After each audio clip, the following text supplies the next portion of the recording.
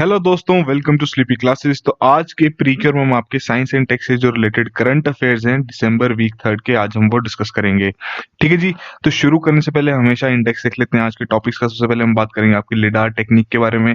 क्या क्या इसकी प्रॉपर्टीज हैं, किस तरीके से काम करता है, कौन सी फील्ड में एप्लीकेबल होगा। ठीक है जी। सेकंड हम बात करेंगे आपके विटामिन सी फोर्टिफाइड राइस की, इसमें जो उड़ीसा गवर्नमेंट ने ऑर्डर दिया है एक दिल्ली बेस्ड कंपनी को। थर्ड हम बात करेंगे जो ड्राफ्ट गाइडलाइंस बनाई गई हैं of technical specifications of floating structures के बारे में, तो इसके बारे में थोड़ी हम डिस्कस करेंगे। फोर्थ टॉपिक में हम बात करेंगे बीएसएनएल जो लॉन्च किया है दुनिया का पहला satellite based narrow band internet of things network. ठीक है जी। और सेकंड लास्ट हमारा टॉपिक होगा आज का CMS-01 सैटेलाइट रिसेंटली जो इसरो द्वारा लॉन्च किया गया है। और लास्ट टॉपिक में हम बात करेंगे आपकी recognition scheme for hygiene rating audit agencies के बारे में। ठीक है जी। तो आज के हमारे ये 6 टॉपिक्स हैं। तो आइए शुरू करते हैं पहले टॉपिक के साथ। तो पहले टॉपिक में हम बात करते हैं आपकी लिडार टेक्निक के बारे में। ठीक है जी। तो जो आपका Delhi Varanasi bullet train project है, उसमें भारतीय रेलवेज ने national high speed rail corporation limited को ये कार्यभार सौंपा है कि वो उसकी डिटेल्ड प्रोजेक्ट रिपोर्ट बनाएंगे इस कॉरिडोर की। ठीक है जी। सो ये जो बेसिकली आपका कॉरिडोर है, ये आपका it is among 8 high speed networks that Indian railways is planning across the country. ठीक है जी। उसमें से एक आपका Mumbai Ahmedabad high speed rail भी है जो कि अभी अंडर कंस्ट्रक्शन है। तो लिडार टेक्निक के बारे में बेसिकली हम बात करें तो जो आपकी ये national high speed rail corporation limited है, ये आपकी लाइट डिटेक्शन एंड रेंजिंग सर्वे, जिसे हम लिडार टेक्निक कहते हैं, इसका यूज करेगी, जिसके चलते एक लेजर एनेबल्ड इक्विपमेंट हेलीकॉप्टर पे माउंट किया जाएगा और उसी से ही आपके सर्वे किया जाएगा उस पूरे एरिया का जहां पर ये जो आपका प्रपोज प्रोजेक्ट है दिल्ली वाराणसी का कॉरिडोर का, ये जहां पर ये तैयार होना है। ठीक है जी। तो जैसे कि किसी प्रोजेक्ट में जो अलाइनमेंट रहती है या जो ग्राउंड सर्वे रहता है, वो एक काफी क्रिटिकल एक्टिविटी रहती है किसी भी इस तरीके के लीनियर इंफ्रास्ट्रक्चर प्रोजेक्ट में। ठीक है जी। क्योंकि इस सर्वे के आधार पर ही जितनी भी डिटेल्स हैं उस एरिया की या किस हिसाब से वहां पे अलाइनमेंट है, वो सभी प्रोवाइड की जाती हैं। ठीक है जी। सो बेसिकली जो टेक्निक है, इसमें आपका combination of laser data, GPS data, flight parameters और जो एक्चुअल फोटोग्राफ्स होती हैं उस एरिया की, उसी के चलते एक एक्यूरेट सर्वे डेटा तैयार किया जाता है। तो जो भी इस सर्वे की फाइंडिंग्स रहती है, उसी के चलते जो आपका किस तरीके से डिजाइनिंग की जाएगी, ठीक है जी, क्या क्या स्ट्रक्चर्स वहां तैयार किए जाएंगे, क्या लोकेशंस रहेंगी स्टेशन और डिपोट्स की, किस तरीके का लैंड रिक्वायर्ड होगा इस तरीके के कॉरिडोर के लिए, तो ये सब चीजें उस सर्वे के आधार पर ही डिसाइड की जाएंगी। इससे पहले जो आपकी ये एरियल लिडार सर्वे टेक्निक है, ये आपकी Mumbai Ahmedabad high speed rail corridor में भी यूज की गई थी। प्रिंसिपल के बारे में बात करें, लिडार का क्या प्रिंसिपल है, किस तरीके से काम करता है, तो बेसिकली आपका एक लेजर होगा जो कि लाइट एमिट करेगा और दूसरी साइड आपका फोटो डिटेक्टर होगा जो कि लाइट को कैप्चर करेगा जब वो ऑब्जेक्ट से बाउंस बैक होकर वापस आएगी। ठीक है जी। तो जितना भी टाइम लैग होगा इस चीज में, उसी के आधार पर वो डिस्टेंस कैलकुलेट किया जाएगा। तो इसी की तरीके से जो आपकी लिडार टेक्निक है, ये आपकी ऑब्स्टिकल डिटेक्शन में भी यूज की जाती है, गाड़ियों में यूज होती है। ठीक है जी। स्पेशल मैपिंग में भी यूज की जाती है। अगर हम बात करें कि जो वो हेलीकॉप्टर पे माउंट करेंगे उस डिवाइस को, लेजर इक्विप्ड डिवाइस को, तो उस तरीके से वो रे ऑफ लाइट्स को एमिट करेगा, जिसके चलते जो नीचे का टोपोग्राफिकल फीचर होगा वो उसको कैप्चर करने की कोशिश करेगा। ठीक है जी। सो बेसिक सी डिटेल्स थी आपकी लिडार टेक्निक से रिलेटेड। तो सेकंड टॉपिक में हम बात करते हैं आपके विटामिन सी फोर्टिफाइड राइस के बारे में। ठीक है जी। तो बेसिकली किस तरीके का राइस है जिसमें विटामिन सी की जो एडिशनल न्यूट्रिशनल कंपोनेंट्स हैं वो ऐड किए जाएंगे। ठीक है जी। सो रिसेंटली ही जो ओडिशा सरकार है, उन्होंने डिसाइड किया है कि वो vitamin C fortified rice distribute करेंगे उनके मलकनगिरी डिस्ट्रिक्ट में, ताकि जो वहां पर माल न्यूट्रिशन और एनीमिया की जो दिक्कतें हैं उसे रिड्यूस किया जा सके। फैक्ट्स के हिसाब से देखें तो every 7 out of 10 women in that district are anaemic and every second child is stunted और अंडरवेट। तो काफी जरूरत है इस तरीके के इनिशिएटिव की और काफी अच्छा इनिशिएटिव भी लिया है। तो जो स्टेट गवर्नमेंट है, उन्होंने एक एग्रीमेंट साइन किया है दिल्ली बेस्ड कंपनी के साथ, जिसके चलते वो उन्हें फोर्टिफाइड राइस प्रोवाइड करेंगे विद विटामिन सी। इसके चलते जितने भी ऑर्डर्स प्लेस करने थे वो सिविल सप्लाईज डिपार्टमेंट ने प्लेस कर दिए हैं। तो डिपार्टमेंट बेसिकली क्या करेगा, जो पैडी होगा उसे सप्लाई करेगा टू राइस मिलर्स, जो कि उसे फोर्टिफाई करेंगे विद विटामिन सी और दोबारा उसे डिस्ट्रीब्यूट किया जाएगा to the consumer through the public distribution system from February 2021 onwards. ठीक है जी। वहां की जो food supplies and consumer welfare department है उड़ीसा का, उसके आधार पर अप्रोक्सीमेटली 5 लाख प्लस बेनिफिशरीज हैं जो कि आपके नेशनल फूड सिक्योरिटी एक्ट के अंदर आते हैं इन मलकनगिरी डिस्ट्रिक्ट। तो इन सभी को ही ये जो आपकी विटामिन सी फोर्टिफाइड राइस है इनकी सप्लाई प्रोवाइड की जाएगी फ्रॉम फरवरी 2021 ऑनवर्ड्स। तो वर्ल्ड हेल्थ ऑर्गेनाइजेशन के हिसाब से देखें कि जो आपकी फूड फोर्टिफिकेशन है उसको किस तरीके से डिफाइन किया गया है, तो एक तरीके की प्रैक्टिस है जिसके चलते जो आपका कंटेंट रहता है एसेंशियल माइक्रो न्यूट्रिएंट्स का उसे बढ़ाया जाता है ताकि जो न्यूट्रिशनल क्वालिटी है फूड सप्लाई की उसे इम्प्रूव किया जा सके, साथ के साथ जो जितनी भी दिक्कतें हैं एनीमिया या माल न्यूट्रिशन की उनको भी एड्रेस किया जा सके। ठीक है जी। तो इसमें अक्टूबर 2016 में जो इंडियन गवर्नमेंट की food safety and standard authority of India है उन्होंने food safety and standards fortification of food regulation 2016 को ऑपरेशनलाइज कर दिया था, जिसके चलते जो व्हीट फ्लोर और राइस है उसकी फोर्टिफिकेशन शुरू कर दी गई थी with iron, vitamin B12 and folic acid. और जो आपके मिल्क और एडिबल ऑयल थे उसमें किस तरीके से फोर्टिफिकेशन की थी with vitamin A and vitamin D. और जो आपके डबल फोर्टिफाइड सॉल्ट है विद आयोडीन एंड आयरन, जिसके चलते ये जो हाई बर्डन है of micronutrient mall nutrition in India उसे रिड्यूस किया जा सके। ठीक है जी। इसमें काफी फूड एक्सपर्ट्स और जो एक्टिविस्ट हैं उन्होंने काफी स्ट्रांगली अपोज किया है इस डिसीजन को, क्योंकि उनका ये मानना है कि इस डिसीजन के चलते सिर्फ जो कंपनीज इस आर्टिफिशियल विटामिन सी एनरिचमेंट में एंगेज्ड हैं सिर्फ उन्हें ही फायदा होगा, क्योंकि जब राइस को कुक किया जाएगा, बॉईल किया जाएगा और ड्रेन किया जाएगा तो approximately 75% of the artificially added vitamin C वो आपका निकल जाएगा उससे, because of the fact that it is a water soluble vitamin. ठीक है जी। अनीमिया के बारे में बात करें तो इसका मेन रीजन नहीं है कि lack of red blood cells और dysfunctional red blood cells in the body, जिसके चलते जो ऑक्सीजन फ्लो है टू बॉडी ऑर्गन्स वो रिड्यूस कर जाता है और उसी के चलते आपको ये जो स्टंटिंग और अंडरवेट वाली प्रॉब्लम्स हैं वो फेस करनी पड़ती हैं। ठीक है जी। ये तो हमें पता ही है कि जो आपके आयरन सप्लीमेंट्स होते हैं वो काफी यूजफुल रहते हैं इन आयरन डेफिशिएंसी। तो एक स्टडी के आधार पर यह पता लगा है कि जो आपकी विटामिन सी है वो काफी इंपॉर्टेंट रोल प्ले करती है इन आयरन मेटाबॉलिज्म। ठीक है जी। साथ साथ आपकी application of red blood cell formation and absorption of iron in the body. So और जो आपके फैक्ट्स के बारे में बात करें, जो आपके नेशनल फैमिली हेल्थ सर्वे किया गया था 2015-2016 वाला, उसके आधार पर यह पता लगा है कि जो आपका मलकनगिरी डिस्ट्रिक्ट है जिसके बारे में हम ऑलरेडी भी बात कर चुके हैं कि वहां पर 7 out of 10 women in the age group of 15 to 49 years are anaemic. ठीक है जी। मेल्स के बारे में बात करें तो आपके 47.2% of men in the same age bracket and 72.2% of children from 6 to 59 months are anaemic. और उसी रिपोर्ट के हिसाब से हमें यह भी पता लगा है कि सिर्फ आपके 16.8% ऑफ चिल्ड्रन जो कि आपके 6 to 23 months के हैं उस डिस्ट्रिक्ट में सिर्फ उन्हें ही एडिक्वेट डाइट मिलती है। More than 45% of children stunted है। ठीक है जी। मतलब जो उनकी हाइट है वो उनके एज के अकॉर्डिंग नहीं है। ठीक है जी। और 51.8% आर अंडरवेट, मतलब जो उनका वेट है वो भी उनकी एज के अकॉर्डिंग नहीं है।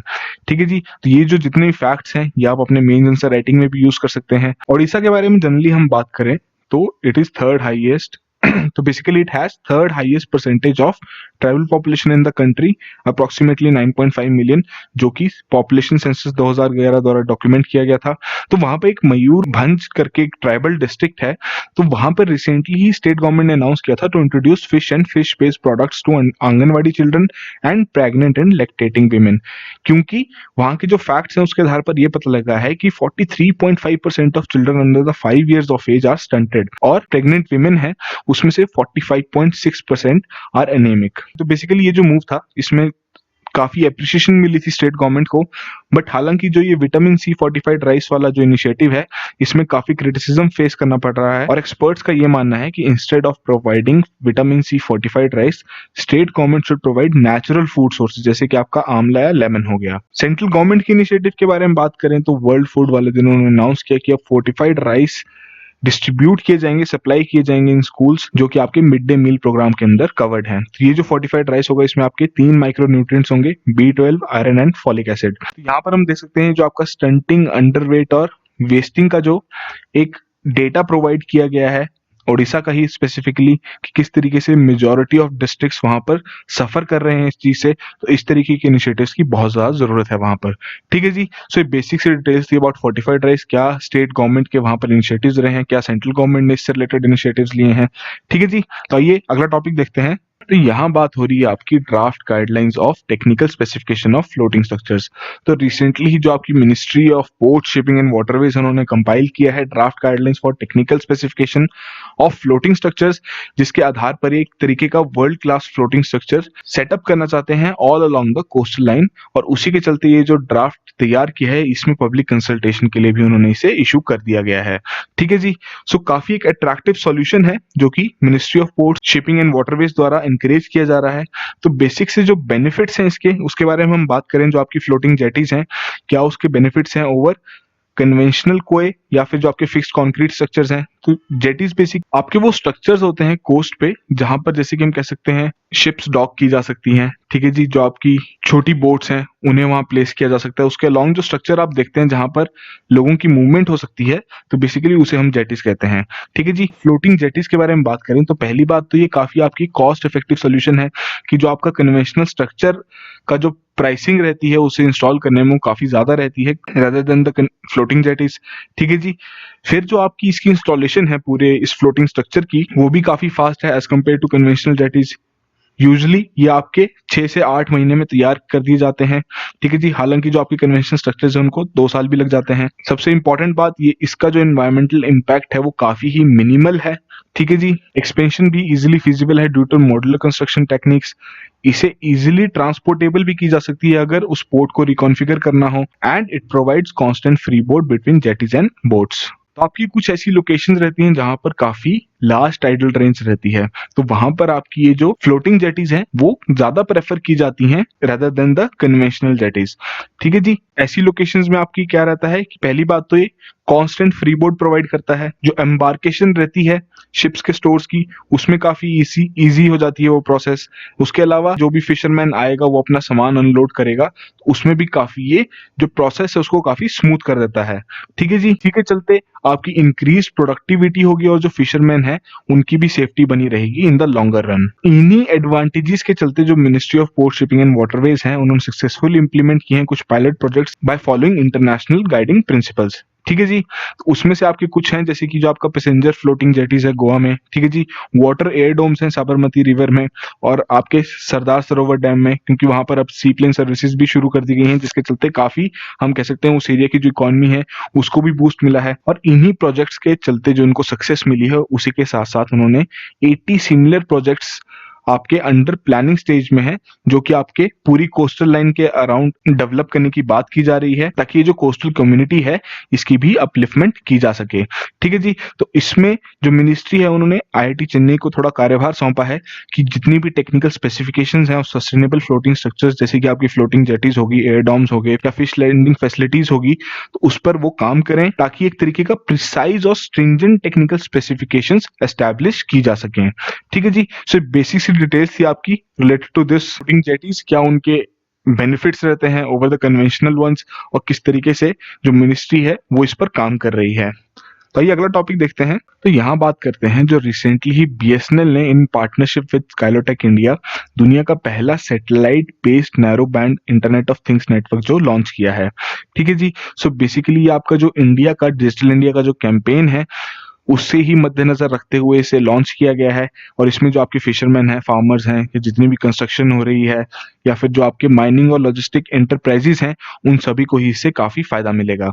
क्यों? क्योंकि इसके चलते अब इंडिया के पास एक्सेस रहेगा to a connectivity of millions of yet unconnected machines, sensors and industrial IoT devices. Basically आपको इंडिजिनियसली डेवलप किया गया है स्काइलो द्वारा और ये कनेक्ट करेगा बीएसएनएल के सैटेलाइट ग्राउंड इंफ्रास्ट्रक्चर के साथ और इसी के चलते एक पैन इंडिया कवरेज प्रोवाइड की जाएगी इंक्लूडिंग इंडियन सीज। तो अगर हम बात करें कवरेज के बारे में तो कोई भी डार्क पैच नहीं रहेगा इंडिया की बाउंड्री में जहां पर इसकी कवरेज नहीं होगी, starting from Kashmir to Kanyakumari and from Gujarat to north east. Basics अगर हम बात करें क्या आइडिया था इसके पीछे कि टेक्नोलॉजी को यूज किया जा सके to provide affordable and innovative telecom services and products across the consumer segments. साथ इसी के चलते काफी एक हमें क्रिटिकल डेटा भी प्रोवाइड किया जाएगा for logistics sector to enable effective distribution of कोविड-19 वैक्सीन अगले ही साल में। ठीक है जी, तो एक तरीके से काफी बड़ा कंट्रीब्यूटर है in service to the nation, और ये आपका इंडियन मोबाइल कांग्रेस 2020 के टाइम ही ये अनाउंस किया गया था। और ये जो आपकी टेक्नोलॉजी है, इसमें जो डिपार्टमेंट ऑफ टेलीकॉम और नीति आयोग के जो प्लान्स हैं